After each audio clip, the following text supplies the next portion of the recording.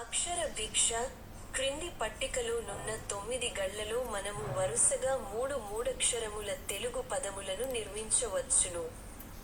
కాగా ఆ 3 పదముల చివరి 2 అక్షరములను మాత్రమే పట్టికలో ఇచ్చి మొదటి అక్షరమును ఖాళీగా ఉంచుట జరిగినది. ఖాళీలలో ఉండవలసిన ఆ మొదటి అక్షరములేమిటో పట్టికకు ఇరువైపులా ఉన్న తెలుగు మరియు ఇంగ్లీష్ పదముల ఆధారముల ద్వారా కనుగొని 2 నిముషములలోగా పూరించండి. ఒకవేళ 2 నిముషములలోగా మీరు పూరించలేని ఎడల అటుపై మేము పూరించి సమస్యను పరిష్కరించగలము.